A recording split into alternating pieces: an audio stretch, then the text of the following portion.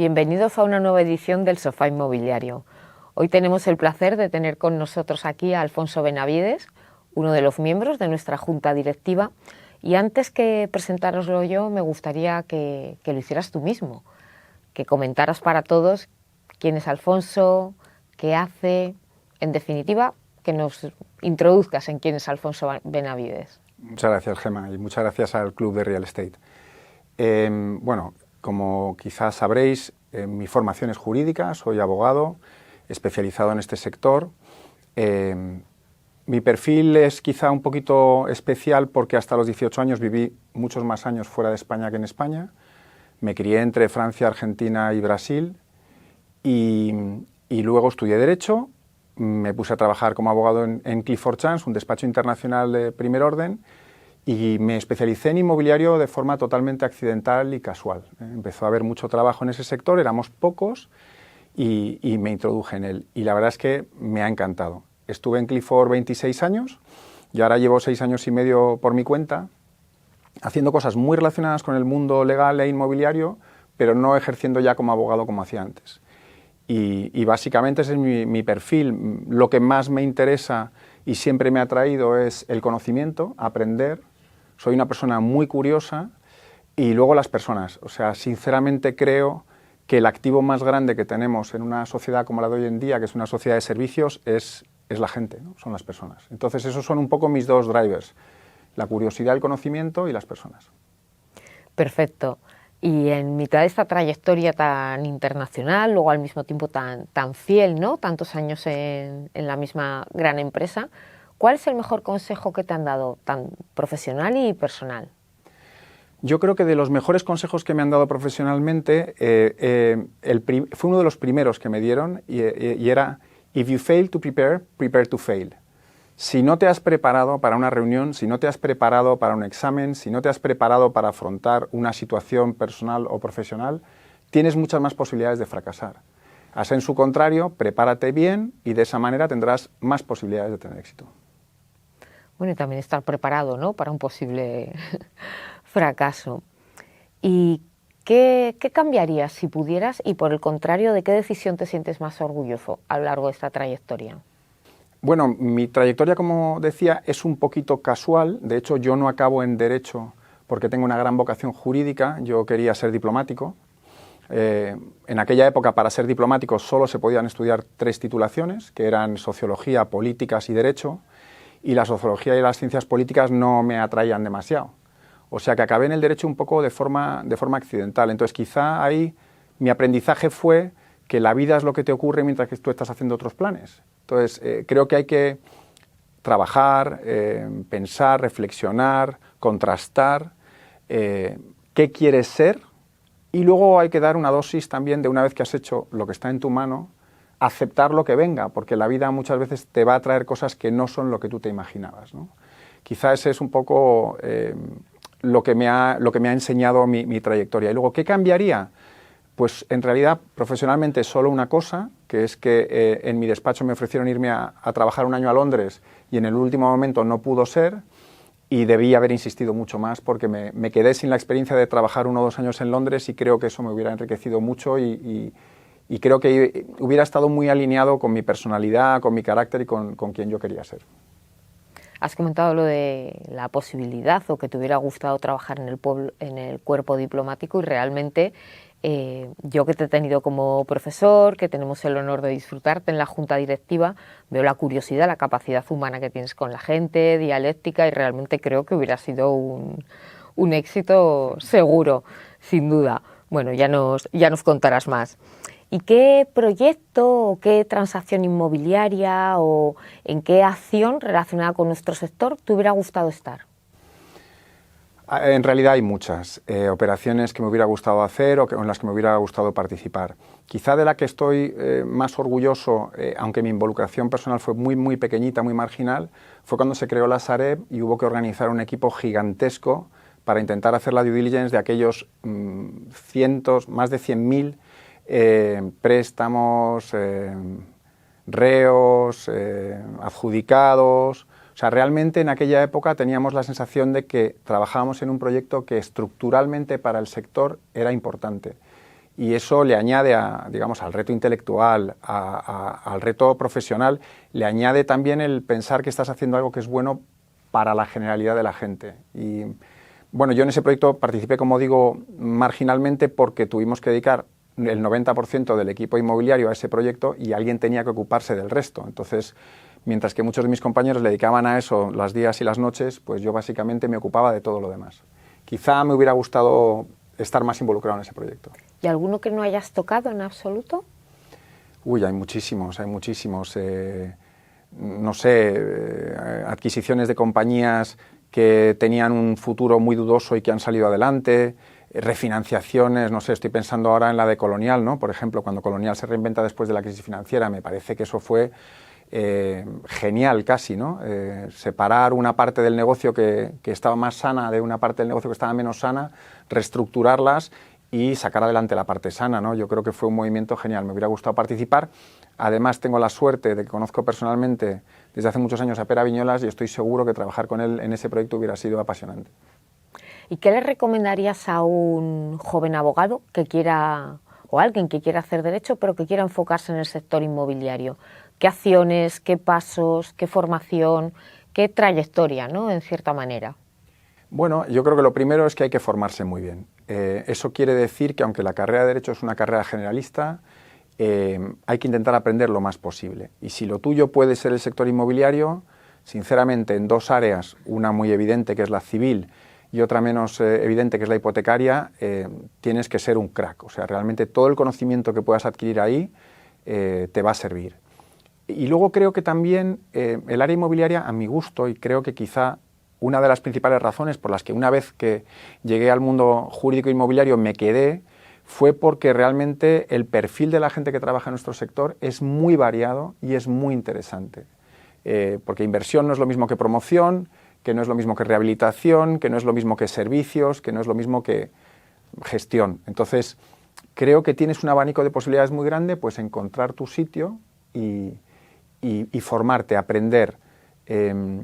Me gustaba mucho una conversación que tuvo con un grupo de profesionales muy jóvenes, Ismael Clemente, hace un tiempo, y él decía que si tú trabajas todos los días 10 horas y el de tu lado trabaja 6, después de 5 años eres inalcanzable, porque tú has hecho el doble de horas de trabajo. El doble no es exacto, pero quiero decir, has estado el doble de tiempo aprendiendo, formándote y adquiriendo experiencia. Entonces, yo creo que hay tiempo para todo, pero es importante trabajar con intensidad, con foco, buscando las cosas que te interesan, las partes del sector que te gustan. Asset management, vuelvo a decir, inversión, financiación, gestión, construcción, es decir, realmente es un sector muy diversificado, pues meterte a eso a fondo y aprender. Pero aparte de esta tenacidad, de este esfuerzo, de un pequeño componente de suerte, ¿qué importancia tiene la formación específica? La verdad es que mucha. Yo reconozco que he aprendido en el día a día muchas cosas que me hubiera gustado aprender de una forma más estructurada y más ordenada. Cuando los abogados jóvenes empezaban a trabajar en nuestro equipo, una de las primeras dificultades era dónde pongo en el mapa mental todas las cosas que están pasando, es decir, la financiación respecto del capital, respecto de la obra, cómo vas mapeando eso para que todo acabe teniendo cierta coherencia, ¿no? Entonces, una formación un poco más estructurada, ordenada, te permite hacer ese mapa mejor y más rápido, y por lo tanto luego los módulos que vas aprendiendo, las experiencias que van teniendo, ganan su sitio de una forma con mucho más sentido, ¿no? Y fíjate si estaré convencido de eso, que yo soy profesor y soy un apasionado de la enseñanza. O sea, realmente, cuando a mí hace 25 años alguien me dijo hay que profesionalizar el sector inmobiliario, dije, pues manos a la obra. ¿Dónde se puede enseñar cosas que sirven para el sector inmobiliario para que la siguiente generación cada vez esté mejor formada, ¿no? Y llevo 25 años dando clase, o sea que soy un convencido. Sí, y un profesor calificado por todos los alumnos como entusiasta total. ¿Y qué es para ti el talento? Pues el talento, como decía, creo que era Picasso, no estoy muy seguro, es 1% talento, o sea, genialidad y un 99% trabajo. Quizá lo digo porque no me considero una persona brillante intelectualmente y he intentado suplir parte de mis carencias trabajando, como decía antes, mucho para aprender mucho y mejorar, ¿no? creo que el talento puro, lo que podríamos llamar pues el ingenio o la genialidad, está fenomenal. Gracias a eso conseguimos hacer cosas que ni siquiera se nos habían ocurrido. Pero al final el demonio está en los detalles y tener muy buenas ideas está muy bien, ponerlas en práctica es mejor. Entonces yo creo que la tenacidad, el esfuerzo, la disciplina, el sacrificio, que yo sé que no son conceptos muy populares hoy en día, pero para mí forman parte del ADN de cualquier profesional, ya no inmobiliario, que quiera ser un profesional excelente, ¿no? Y si queremos profesionalizar el sector inmobiliario, pues no hay otra manera, yo no veo otra manera mejor. Sí, y algo de lo que hablamos muchas veces y que contigo lo hemos comentado, que es esa curiosidad de seguir siempre aprendiendo y de seguir formándote continuamente. Y esto me lleva también a preguntarte un tema que también hemos hablado mucho, ¿qué valor tiene el talento senior? Bueno, yo creo que esta es una asignatura pendiente en España, ¿de acuerdo? Creo que es una pena coger talento de personas que tienen 20, 25, incluso 30 años de experiencia y pensar que están obsoletos y que lo que necesitamos es prescindir de ellos, llamémosle prejubilación o llamémosle otra cosa, para solo atender o solo buscar recursos humanos en las capas más jóvenes, ¿no? O sea, yo creo que los jóvenes tienen un sitio clave, pero creo que hay mucha gente que con 20, 25, 30 años de experiencia puede aportar muchísimo. Y creo que uno de nuestros retos es encontrar esas fórmulas, ¿no? Que si es como interim management, que si es como senior advisor, que si es como consultor externo temporal, pues por ejemplo para apoyar a un nuevo CFO, a una nueva COO que tiene poca experiencia y que a lo mejor se puede beneficiar de tener a su lado en formato mentor, en formato el que sea, ¿no? Durante un tiempo para ayudarle a, digamos, no cometer errores que ya se han cometido antes y que ya sabemos cuáles son las soluciones que en principio funcionan y las que no. Pues te invito a que desarrollemos ese tema con el club porque me parece, o sea, una opción brillante que pudiéramos disfrutar de ella y aparte una salida para muchas personas que se encuentran en esa situación. Y esta es una pregunta que nos dejó Miquel para todos y que nos gusta mucho haceros. ¿Qué mito inmobiliario te gustaría desmontar? Sabiendo que hay muchos. Sí, hay muchísimos mitos inmobiliarios. A mí uno que siempre me impacta mucho es cuando alguien pregunta o dice o publica el sector inmobiliario sube o baja. Y yo siempre contesto lo mismo. ¿Cuál? ¿El tuyo o el mío? Porque resulta que un local a pie de calle en la calle A de la ciudad A no tiene nada que ver con un local a pie de calle en otra ciudad o en otra calle de esa misma ciudad. Ya ni te quiero contar si hablamos de residencial versus logístico o de comercial respecto de oficina, ¿no? Entonces yo creo que uno de los grandes mitos de nuestro sector es que hay un sector inmobiliario. Yo creo que hay muchísimos, o por lo menos varios sectores y dentro de esos varios sectores muchos subsectores, ¿no? Y una parte de la excelencia para mí como profesional inmobiliario es ir conociendo muy a fondo, por supuesto tu sector más inmediato, dependiendo de si estás en inversión, construcción, promoción, y luego intentar conocer los básicos de uno u otros dos sectores colindantes. Pues si estás en promoción creo que tienes que saber de construcción y si estás en inversión tienes que saber de financiación para de esa forma ser capaz de encontrar las oportunidades o los riesgos mejor, con más conocimiento, con más certeza y de esa forma pues eso, tomar decisiones más informadas y si Dios quiere acertar más. Y para acabar este bloque más personal, si no estuvieras en el sector inmobiliario, ¿realmente sería en el diplomático donde te veríamos? ¿O en qué otra faceta podría ser? Sí, digamos que mis vocaciones han sido la diplomacia, la literatura y la psicología. Entonces, no sé si me hubiera dedicado profesionalmente nunca a la escritura o a la edición literaria, no lo sé. A la psicología creo que no, porque creo que es más un hobby. Es una vocación hobby más que una vocación profesional, pero sí, podría haber sido diplomático perfectamente. ¿Y te proyectabas en algún destino en concreto o de alguna manera? Yo creo que soy de destinos, lo que llamarían los diplomáticos de destinos exóticos, es decir, me veo más en Kinshasa o en Kuala Lumpur que en Nueva York. Para mí creo que hay más por hacer, creo que hay más oportunidades, creo que, digamos, el trabajo de un individuo solo en un mercado menos sofisticado tiene más impacto. Realmente en las ciudades y países muy ordenados, muy estructurados y muy maduros, un solo individuo tiene menos impacto, por así decirlo. Perfecto. Pues vamos a acercarnos ya a lo que es el sector inmobiliario. Te traslado alguna de las preguntas dentro de la selección que hemos hecho de las que nos han mandado nuestros socios. Amadeo Farias, de OneGrow, hace la reflexión de cómo el crecimiento de precios y la baja oferta dentro del M30, junto al coste creciente de las hipotecas, la reducción significativa del poder adquisitivo, sobre todo en los segmentos de población más medio-bajos, parece que nos llevan a ciertos drivers que van a dar problemas adquisitivos. ¿Tú crees que se desplazará de forma significativa, que sea relevante, la compra de vivienda de particulares hacia la periferia de Madrid, sobre todo en busca de precios más asequibles? Por ejemplo, pues él habla más de sector sur, Leganés, Alcorcón, Getafe. ¿Crees que pueden ser polos importantes de residencial? Sí, yo creo que van a pasar dos cosas. Una, efectivamente, digamos que los percentiles medio-bajos tienen mucha dificultad ahora mismo para adquirir una vivienda por el precio bruto, por la dificultad de ahorrar la parte de la entrada y de los gastos de la operación, y también, recientemente, porque la banca está preocupada por el riesgo de financiación y, por lo tanto, le cuesta dar préstamos hipotecarios a personas con unos niveles de ingresos, como digo, de nivel medio-bajo. Entonces, lo que creo es que va a haber menos compras en general. Es decir, que el número bruto de compras va a bajar y se va a mantener bajo durante un tiempo, por lo menos hasta que los tipos de interés bajen. Y dentro de ese número más pequeño, creo que sí, efectivamente, vamos a ir a ver que van a florecer un poco los submercados donde el ticket de compra de cada vivienda son más bajos.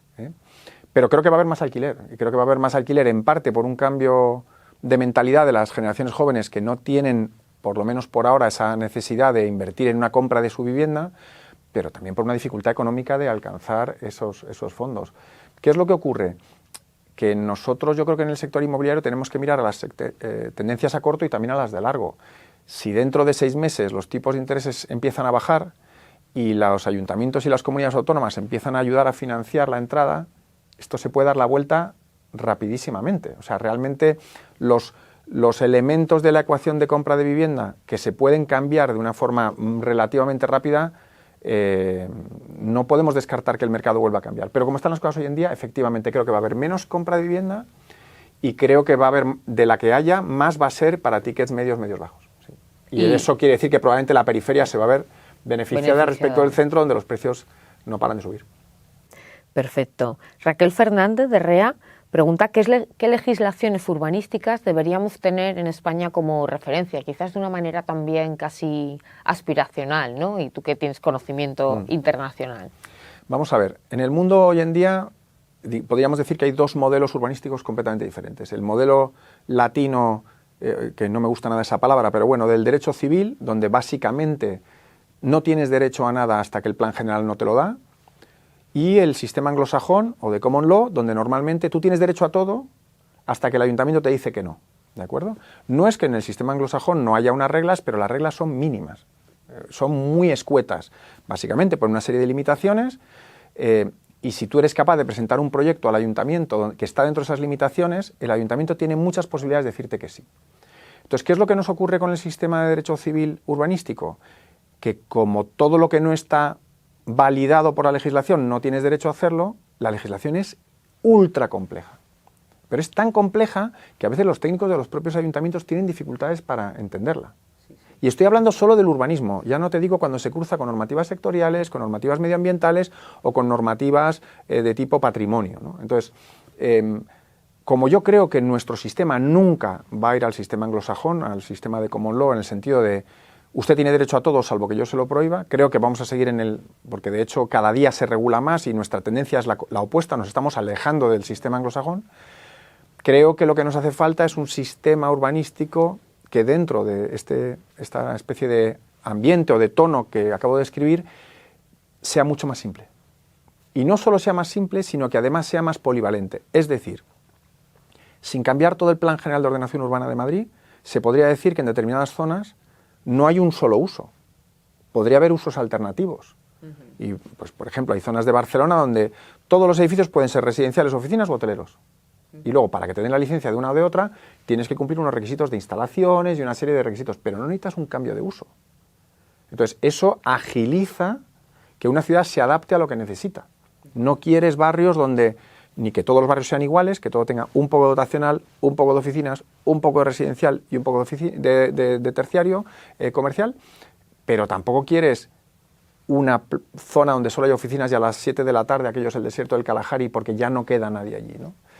Y yo creo que el mercado cambia con tal velocidad ahora que los planeamientos que son muy rígidos lo que hacen es encorsetan a la ciudad y de alguna forma empujan a los operadores, inversores, gestores, promotores a encajarse en una normativa que no se compadece con lo que necesita el mercado, con lo que necesita la ciudad, ¿no? Entonces, bueno, yo creo que necesitamos un modelo que, como no va a dejar de ser muy prescriptivo, sea más flexible en el sentido de, en igualdad de usos autorizados, dé más oportunidades a que haya movimientos, pues eso, en este momento claramente de terciario a residencial, pero a lo mejor dentro de 15 años es de residencial a terciario. O sea, no es la primera vez que hacemos la transición en una dirección y no va a ser la última vez que la hagamos en la otra.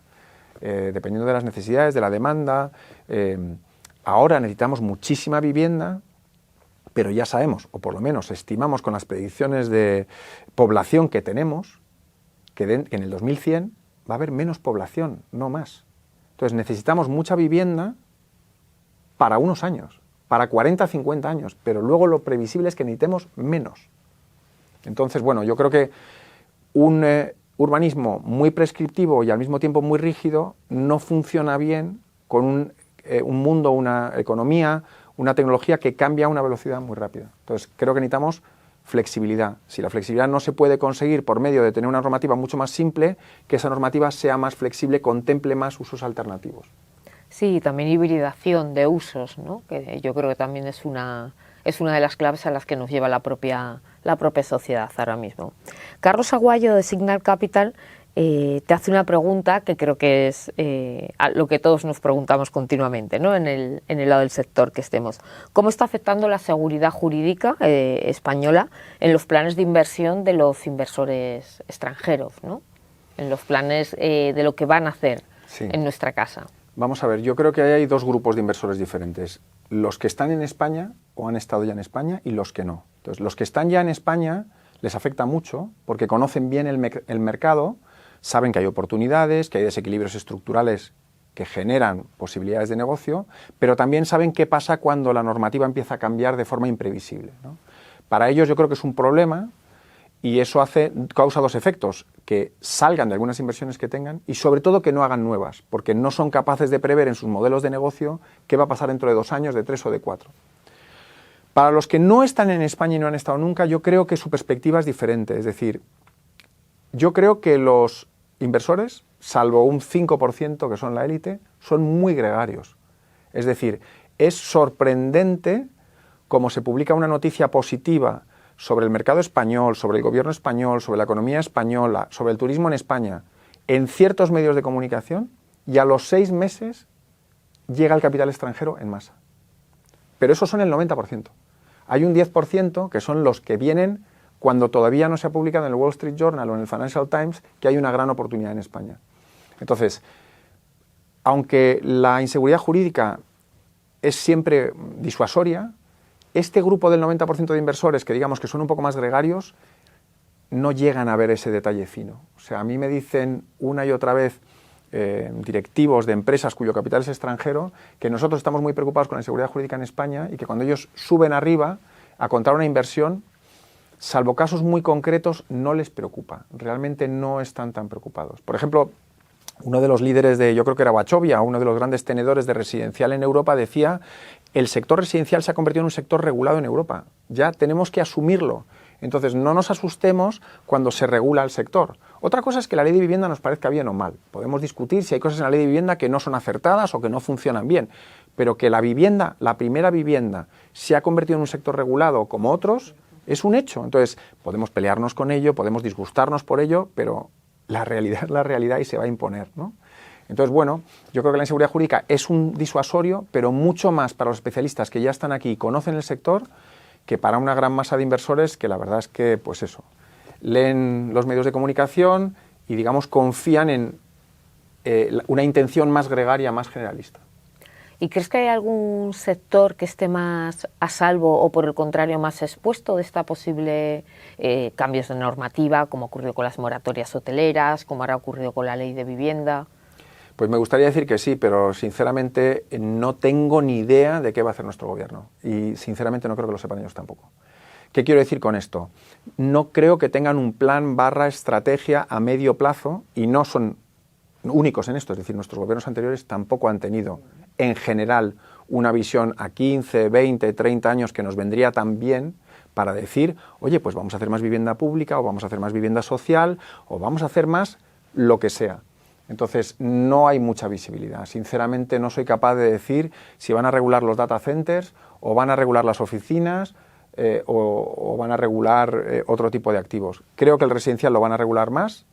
Creo que quizá va a haber una regulación sobre vivienda asequible, que es como ese subsector que se queda en medio de la vivienda de protección y la vivienda libre, precisamente para estos grupos de población que decíamos, que tienen que comprar, que están en el percentil medio-bajo y que ya no se pueden acoger a las ayudas o a la vivienda pública, pero no alcanzan a la vivienda libre porque los precios han subido, ¿no? O sea, creo que ahí sí podemos prever más regulación, pero aparte de eso me es muy difícil prever realmente hacia dónde va nuestro gobierno hoy en día. Bueno, y no solo gobierno, también nos hemos encontrado con que decisiones autonómicas o de ayuntamientos que han establecido pues las comentadas moratorias, ¿no? Por ejemplo. Mónica Sanz, jurídico, compañera tuya, te quería preguntar a nivel personal, ¿cuál es el motivo que te llevó a decidir, ¿no?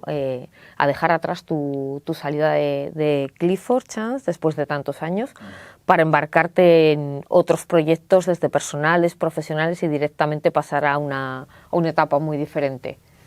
Pues mira, hubo yo creo dos tipos de razones, ¿no? Las que digamos me empujaban a salir de Clifford Chance y las que me llamaban desde fuera, ¿no? Las que me empujaban a salir fundamentalmente era que con mi carácter de que me gusta mucho aprender y tengo mucha curiosidad y como es lógico con los años cada vez aprendía menos, y luego también mi importancia y mi valor hacia la gente que trabajaba conmigo y que de mi entorno, porque tengo que reconocer que el equipo de Clifford era humanamente excepcional, pero claro, algunos de mis compañeros más senior empezaban a salir. Entonces yo de pronto encontraba que algunas de las personas con las que yo había hecho equipo o incluso pandilla, en el buen sentido, durante años, empezaban a salir de la organización. Entonces eso, digamos, que me empujaba un poco hacia afuera, ¿no? Y lo que me atraía desde fuera es que yo llevaba una vida intensísima profesionalmente. O sea, realmente los despachos de abogados trabajamos como burros. ¿Y eso qué quiere decir? Que si quieres hacer otras cosas, como era mi caso, no hay tiempo. Pero no hay tiempo ni los fines de semana. Entonces yo pues quería dedicarme más a la enseñanza, quería dedicarme un poco a devolver. Este es un concepto un poco anglosajón quizá, pero claro, trabajando 26 años en una empresa extranjera, hay mucha gente, esto es un concepto más americano y británico que otra cosa, que en su vida dedica un tercio a formarse, un tercio a trabajar profesionalmente y a tener éxito profesional y un tercio a devolver. Es muy común en Estados Unidos que la gente que ha tenido mucho éxito se dedique a la política o a la administración pública, porque dicen, oye, a mí me ha ido bien, yo quiero devolver a la sociedad algo de todo esto que he aprendido. La remuneración en la administración pública es muy baja, pero yo me lo puedo permitir. Entonces, yo tenía una serie de proyectos en mente, trabajar en ONGs, dedicarme más al Urban Land Institute, dar más clases en el Instituto de Empresa, que yo sabía que siguiendo en Clifford Chance no iba a poder hacer. Entonces tenía que tomar una decisión, abandonar esos proyectos o cambiar de estilo de vida. Bueno, pues en un momento dado decidí que era el momento de cambiar de estilo de vida y me fui de Clifford Chance para hacer todas esas otras cosas. Bueno, nosotros creo que somos uno de los afortunados de poder disfrutarte más. Y la otra pregunta que te traslada Mónica es del ámbito totalmente profesional y pregunta que, como recientemente se ha publicado en los medios la noticia de la compra del edificio de María de Molina 50 por el Grupo LAR, para destinarlo a uso mixto, apostando por la comercialización de viviendas singulares. ¿Qué opinas tú como abogado especialista o que sabes bastante de tramitación de cambios de uso respecto a la posibilidad y viabilidad de esta licencia y de este tipo de licencias? Bueno, pues como decíamos antes, el Plan General de Ordenación Urbana es muy rígido, ¿eh? Yo creo que tiene una intención buena, que es evitar que por deseos o necesidades o casi si queréis caprichos temporales de corto plazo la ciudad se desarticule, ¿no? se desestructure. Yo creo que eso es encomiable y está bien. Lo que ocurre es que el remedio que se ha puesto para evitar eso es muy rígido. Entonces yo creo que les va a costar mucho tiempo obtener ese cambio de uso, que va a venir, como es lógico, con bastantes cortapisas, porque el plan no está preparado para eso. Pero bueno, yo creo que es un experimento. El mixed use es una cosa que en muchos países es muy frecuente, ¿no? Y nosotros lo hacemos menos, aunque no lo hacemos tampoco como se suele pensar, porque se suele pensar, no, pero en España un edificio residencial es un edificio residencial, ya, ¿y qué tiene en la planta baja? Y en la planta baja y en la primera en muchos sitios, ¿no? Pues al final es un mixed use, aunque no lo llamemos así.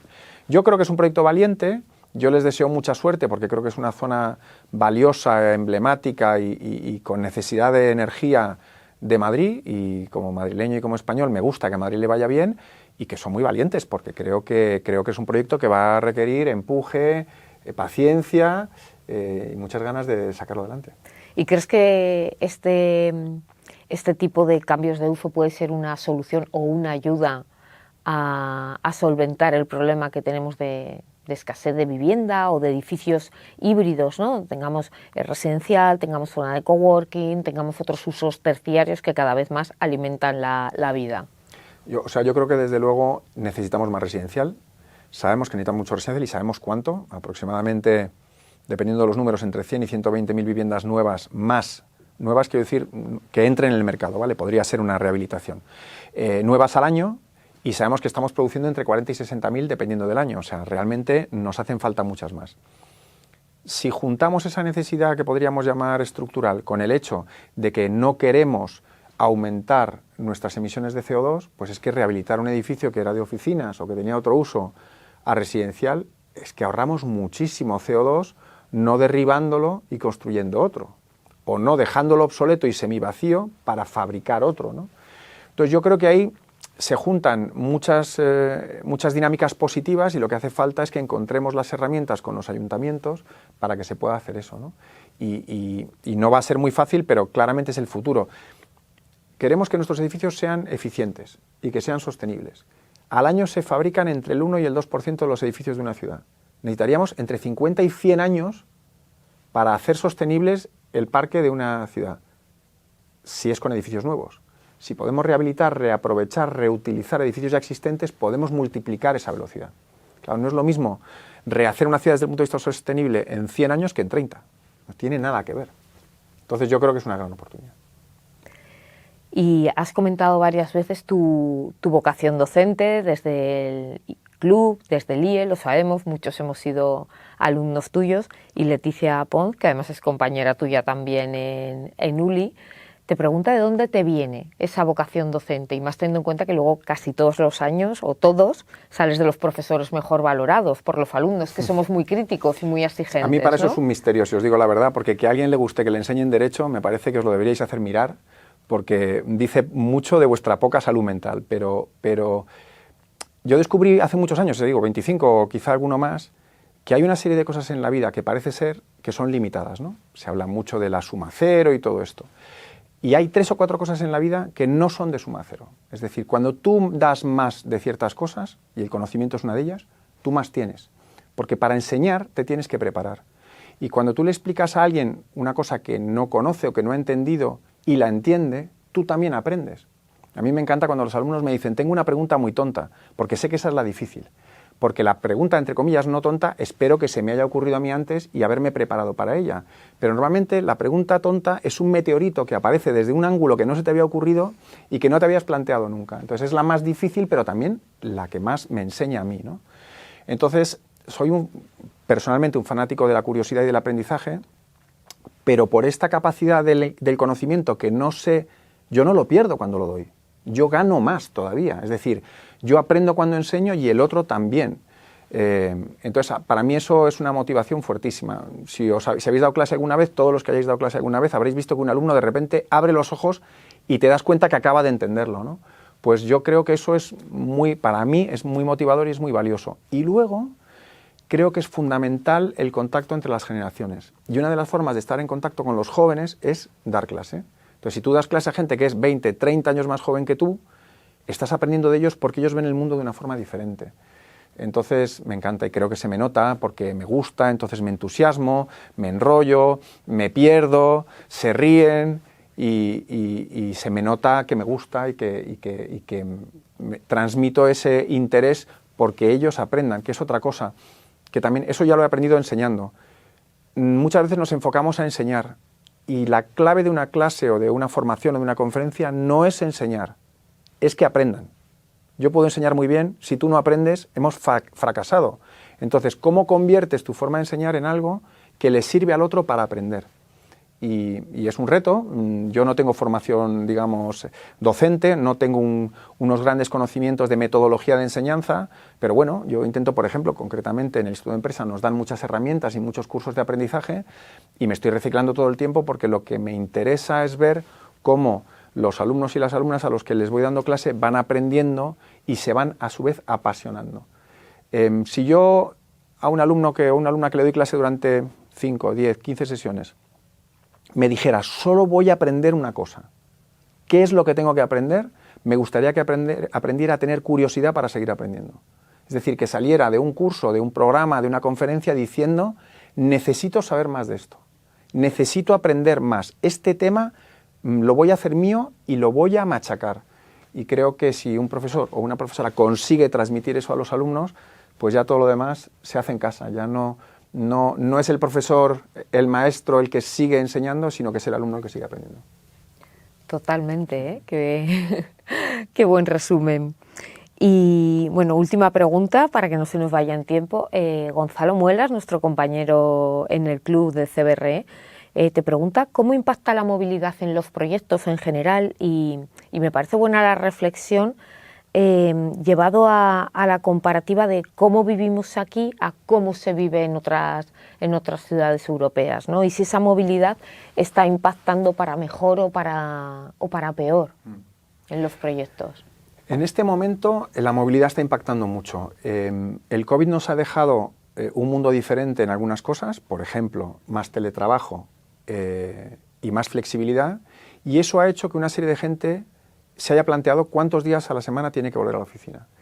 Y una de las consecuencias que yo creo que no estaba prevista, o por lo menos no era evidente para todo el mundo, es que hay gente que no quiere volver a trabajar. El otro día leía unas estadísticas que decían que en las grandes ciudades, algunas de las grandes ciudades norteamericanas, entre un 50 y un 60% de gente no quiere volver a la oficina, pero no quiere volver nunca, ¿de acuerdo?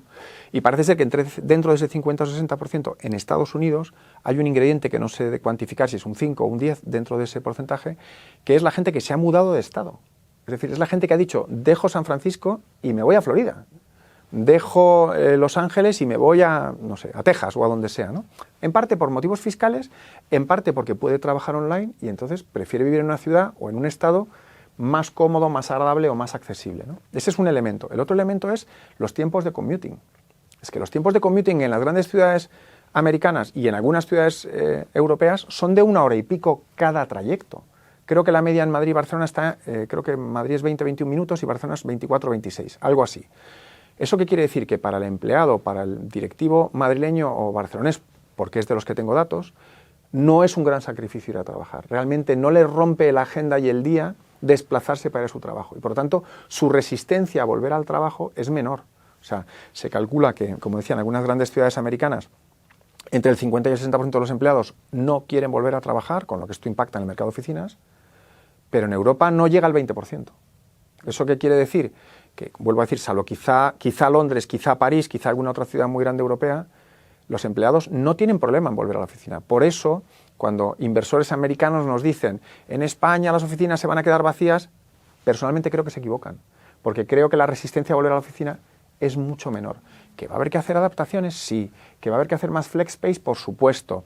¿Que algunas empresas acabarán teniendo una oficina central más pequeña y 1 o 2 oficinas periféricas, medianas, donde los trabajadores no van a llegar a la oficina central todos los días, sino que van a trabajar quizá desde la M30 o desde la M40 para no tener que hacer el trayecto de commuting completo? Es muy posible. Pero la movilidad impacta en el sentido de que nos está dictando que en determinadas configuraciones urbanas el transporte es tan largo, toma tanto tiempo, que está afectando a los deseos o las habilidades de uso de la oficina que teníamos hasta ahora, hasta el punto de que inversores que están muy invertidos en oficinas en ciertos mercados están viendo que en sus oficinas hay una demanda menor.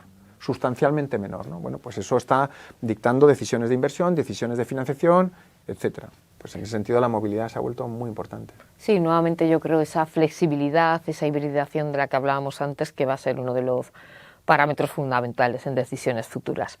Y ya para cerrar, 3 libros que ningún profesional inmobiliario, o no inmobiliario, debería dejar de leer.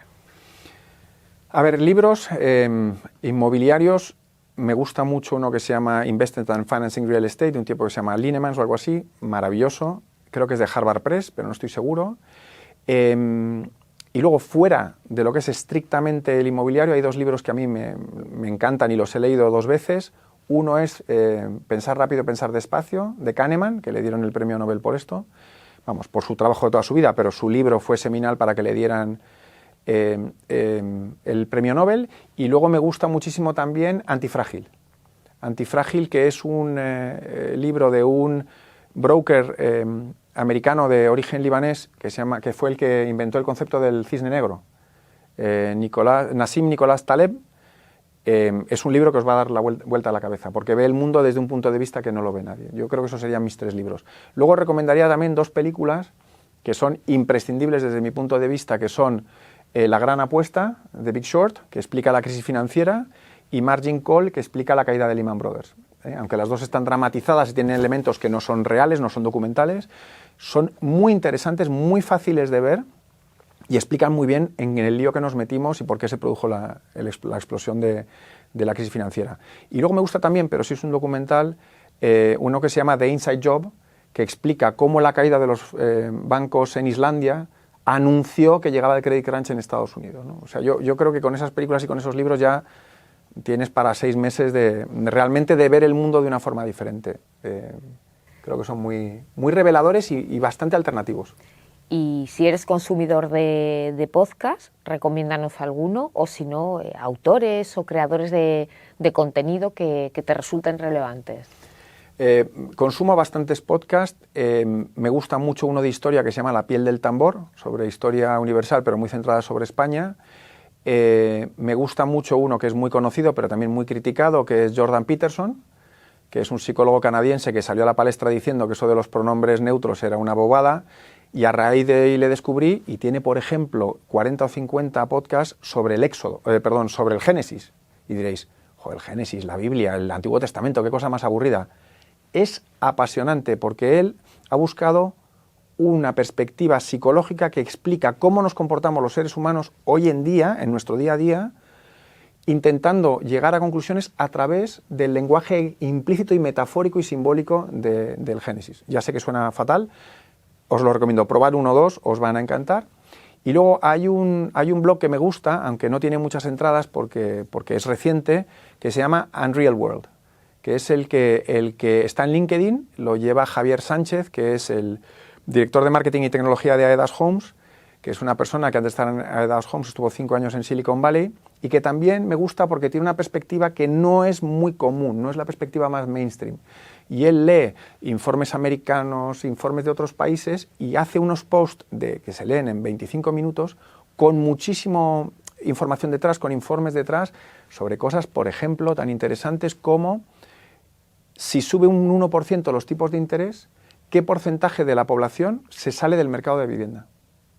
Porque él hace un cálculo que no es de él lo trae de otra persona y dice, vivienda de 180.000 euros, tipos de interés al 1%, ¿cuánto tiene que pagar?